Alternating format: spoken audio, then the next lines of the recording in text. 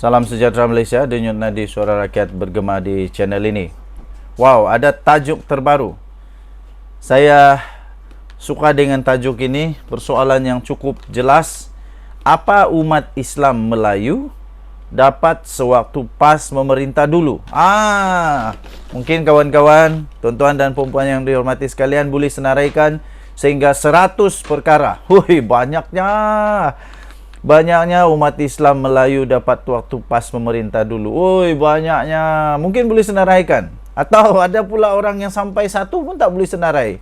Sebab macam tak ada pun. Boleh senaraikan apa umat Islam Melayu dapat sewaktu PAS memerintah dulu. Sejak sekian lama, apabila tanah rizab Melayu semakin mengucup, bukan angkara bangsa Cina atau India dan lain-lain bangsa, tetapi angkara bangsa Melayu sendiri. Orang Melayu sejak sekian lama ditipu atas nama Melayu. Orang Melayu sejak sekian lama ditipu atas nama agama. Akhirnya bumi dipijak milik orang kerana bangsa Melayu dan penunggang agama. Apa bukti? Masihkah ingat PAS desak kerajaan kembalikan peruntukan sekolah tahfiz dan sekolah agama apabila ditarik balik oleh Mahathir pada tahun 2017? Namun apabila mereka memerintah 33 bulan selama 33 bulan, ada mereka memberikan peruntukan tersebut? Ini perlu jawab. Apa umat Islam Melayu ini dapat waktu PAS memerintah dulu? Yang mereka dapat PAS bekerjasama dengan Mahathir yang menarik peruntukan tersebut. Akhirnya Datuk Seri Najib Tun Razak, akhirnya Datuk Seri Anwar Ibrahim yang mereka hina siang dan malam tanpa PAS mendesak telah mengembalikan geran bantuan sekolah agama rakyat di bawah JAKIM. Begitu juga waktu jadi pembangkang dihimpun umat Melayu ke Padang Merbuk di Kuala Lumpur untuk bawa RUU 355. Apabila mereka memerintah 33 bulan, ada mereka sekurang-kurangnya bawa usul RUU 355?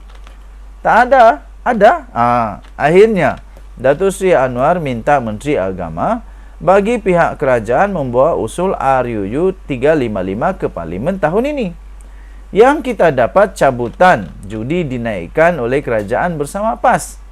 Akhirnya Datuk Seri Anwar Ibrahim menurunkan kembali cabutan bertuah itu kerana ia tidak baik untuk kesejahteraan rakyat. Apabila kerajaan tidak memberikan peruntukan MP pembangkang dikatakan zalim. Apabila Muhyiddin Yassin lakukan perkara yang sama tidak zalim. Begitulah mengenai minyak subsidi bersasar. Ketika zaman Muhyiddin dan Ismail Sabri, kedua-dua PM itu sudah mengeluarkan kenyataan betapa perlunya mengenai subsidi bersasar dilaksanakan kerajaan. Tapi kedua-dua mereka tidak berani untuk melaksanakannya. Apabila kedua-dua bekas PM itu mengeluarkan kenyataan bermakna formula itu baik untuk selamatkan negara, kenapa apabila PM10 mau lakukan dianggap zalim? Kalau orang Melayu cukup menggunakan separuh akal yang ada, mereka sudah dapat melihat bagaimana agama ditunggang begitu hina sekali. Bukan sahaja dapat melihat agama dipergunakan, malah rakyat diperbodohkan oleh minda hanya untuk kepentingan politik. Baru-baru ini kita dengar pegawai pejabat tanah menipu 649.2 hektar tanah rizab Melayu di Perak. Hilang begitu sahaja tanah yang begitu luas kerana ada yang sanggup menipu hak milik tanah rizab Melayu. Seperti biasa, bab salah guna kuasa ini tidak perlu disebut nama atau wajah. Saya sudah tahu barangkali adalah siapa yang penggadai tanah rizab Melayu itu? Adakah Anthony Locke? Bukan. Sejak dulu bukan bangsa Cina, tapi bangsa Melayu yang ada kuasa menggadaikannya. Sejak zaman Kesultanan Melaka hingga mat kilau, bangsa Melayu sendirilah yang menghasilkan bangsanya sendiri.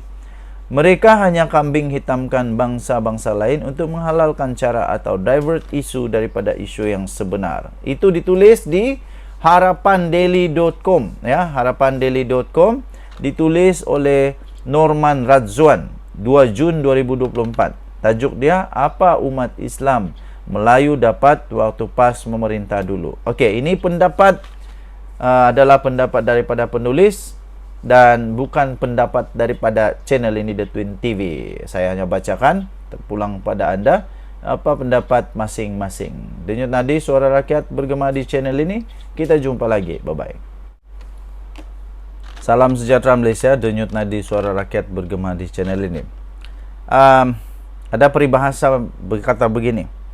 Yang baik jadikan teladan, begitukah? Yang baik jadikan teladan, yang jauh jadikan sempadan. Oh, betul lah. Okey. Harap-harap ini tidak berlaku di negara Malaysia. Harap-harap tiadalah ahli-ahli parlimen di negara Malaysia yang sanggup buat macam begini. Apa yang terjadi di seluruh dunia, manusia makin jahat, manusia makin jahat, manusia makin jahat, makin berkuasa makin jahat. Harap-harap di Malaysia tidaklah. Apa yang terjadi di India? Ahli parlimen India didakwa rogol, ditahan. Woi, ahli parlimen, baru 33 tahun. Namanya Prajwal Revana. Ditahan selepas pulang dari Jerman, selepas didakwa merogol beberapa wanita dan membuat video seks. Woi, ini sudahlah ahli parlimen, merogol pula beberapa wanita dan membuat video seks lagi. Aduh, ini apa jenis punya pemimpin ni? Kita harap jangan ada begini di Malaysia. Malaysia bukan tempat begitu. Kalau ada ahli parlimen begitu di Malaysia, cepat-cepat kasih penjara. Seorang ahli parlimen India yang dituduh merogol beberapa wanita dan membuat video seks eksplisit telah ditahan pada Khamis malam selepas pulang dari Jerman. Prajwal Revana, 33 tahun, mewakili kawasan Hassan di negeri Karnataka di selatan Lok Sabha, Dewan Rendah Parlimen yang sedang berakhir. Revana tiba pada jam 12.40 tengah malam dari Munich dan telah ditahan. Prosedur yang sewajarnya akan dilaksanakan oleh pasukan siasatan khas SIT, kata Menteri Dalam Negeri Karnataka G. Parameswara yang dipetik oleh media tempatan. Cucu kepada bekas Perdana Menteri H.D. Dev Gowda telah pergi ke luar negara menggunakan pasport diplomatiknya pada 27 April, tidak lama selepas video seks itu tersebar. Partinya Janata Dal, itu parti sekular yang merupakan sekutu Parti Nasionalis Hindu India, Bharatiya Janata BJP, telah menggantung keahliannya selepas kontroversi politik mengenai dakwaan rogol itu meningkat. Okey, jadi kita doakan semoga negara Malaysia tidak adalah manusia-manusia begini, tidak adalah ahli parlimen yang begini teruk, tidak adalah yang menyalahgunakan kuasa. Kalau ada, kasih penjara cepat-cepat. Kalau ada, semoga ada rakyat Malaysia yang cukup berani untuk membuat pendedahan, ada rakyat Malaysia yang cukup berani untuk membuat laporan polis dan sebagainya. Jangan takut, ada undang-undang di negara Malaysia. Okey, denyut nadi suara rakyat bergema di channel ini. Bye-bye.